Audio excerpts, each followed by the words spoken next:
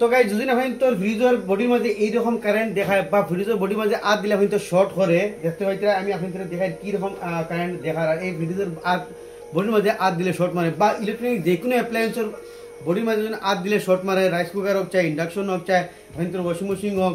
যে কোনো ধরনের ইলেকট্রিক ইকুইপমেন্টের বডির এরকম যদি কারেন্ট আয় বা আপনাদের আদ দিলে শর্ট মারে দেখো কি ভেক্টরিক কারেন্ট দেখার আমি আপনাদের দেখাই বডির কি হিসেবে কারেন্ট দেখা দেখতে হইতে আমি বডির মধ্যে আদ লাগাই আর কি হিসেবে কারেন্ট দেখার কিন্তু এটা একটা ফ্রিজের বডির মধ্যে কারেন্ট দিলাম। তো আজ আপনাদের এই শিখাই আমি একটা সিম্পল ট্রিক যে ট্রিক আপনাদের নিজে নিজে করতে পারবেন মাত্র 2 মিনিটে আপনাদের বডির কারেন্ট ডাইরেক্টলি গায়েব হয়ে যাইব। আর এইরকম কারেন্ট আবার এক নম্বর অর্থ এটা হলো গিয়ে যখন আপনাদের ইলেকট্রিক অ্যাপ্লায়েন্সের মাঝে যখন বডির মাঝে আর্থিং দেওয়া থাকে না তাহলে বডির মাঝে কারেন্ট হয় কিন্তু আর্থিং দিলে কিন্তু হয় কিছুমান লিকেজ কারেন্ট অটোমেটিকলি মানে বডির মাঝে লাগাইল থাকে না কারেন্ট অটোমেটিকলি লিক হইয়া বডির মাঝে আয় আর যখন আর্থিং দেওয়া থাকে না তাহলে কিন্তু হয় এই কারেন্টটা আপনাদের শর্ট করে যখন আর্থিং দেওয়া থাকে তাহলে এই বডির কারেন্টগুলো আর্থিং হইয়া মাটির যায় আর যখন আর্থিং দেওয়া থাকে না তাহলে নিজে আর দিলে কিন্তু হয় আমরা শরীর দিয়ে হইয়া বডির মধ্যে দেওয়ার চেষ্টা করে যে সময় এ সময় গিয়ে আমরা কারেন্টের শক লাগে বা শর্ট মারে কারণ তোর যখন আর্থিং থাকে না তাহলে আর্থিং দিলেই পারে যখন আর্থিং থাকে না তাইলে আপনি তোর একটা সিম্পল ছোটো মোটো আর্থিং দেওয়া দেখাই আজকে যেগুলো দিলে আপনি তোর এই বডির কারেন্টটা দেয় বলতে আমি আপনি তোর আবার দেখাই বডির মধ্যে অথবা কী ধরনের কারেন্ট বা এই ফ্রিজটা খুলিয়া তার যেন স্টিল আছে স্টিলের মধ্যে আমি এইরকম লাগাই দেখতে হয় কী হিসেবে কারেন্ট দেখান বেহতরিন কারেন্ট দেখার ধরনের আর দেখাও স্পষ্ট না দেখাইলে দেখতে হয় কী হিসেবে কারেন্ট দেখার যেন স্টিল আছে এই যেন আমি চেষ্টা লাগাই ওই দেখো ধরেন ফুল কারেন্ট বডির মধ্যে দেখান বা এই সাইডেও দেখায় ওদের আইস বক্সের মাঝে ইনো নাই মানে যেন মানে রং দেওয়াই এর মাঝে আট দিলে আপনি শর্ট করবো। তো সারা ফার্স্টে আমরা কিতা করবো এই ফ্রিজটা এই যেটা বোর্ড আছে এই বোর্ডটা সুইচ বোর্ড করে ফ্রিজ বন্ধ গেছে আপনি একটা সেট এলে যেন আমরা ওয়ার যেটা দিয়ে লাগাই চাইনিজ যেটা হুক ওটা হুকের মাঝে এইরকম একটা ওয়ার বান্ধিলে দেখতে হইতে এইরকম একটা ওয়ার হুকের মাঝে ওলা বান্ধিয়া লইয়া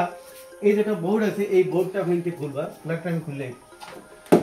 এই বোর্ডটা খুলে একদম সিম্পল আপনাদের আর্থিং দেওয়া দেখাইয়া আপনাদের যে কোনো ইলেকট্রনিক অ্যাপ্লায়েন্সের বডির মধ্যে কারেন্ট আইলে এই সিস্টেমটা আর্থিং দিলে আপনাদের বডির কারেন্টটা দূর হয়ে যাব। বোর্ডটা খুলিলে তো দেখো আমি বোর্ডটা খুলিছি বোর্ডটা খুলিয়া আপনাদের তার কানেকশনও কিচ্ছু হওয়া লাগতো না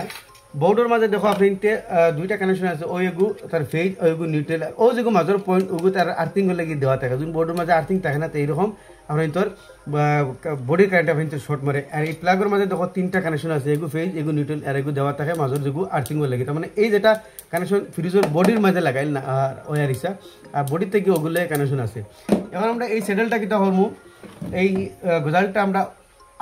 বোর্ডের ভিতরে গাড়ি নিম বা আপনি তো বোর্ডের বারাও গাড়িতে হয়তো বোর্ডের ভিতরে গাড়িলে আর কি কেউ দেখলো না এর মধ্যে আমি এই গজালটা গাড়ি নিমু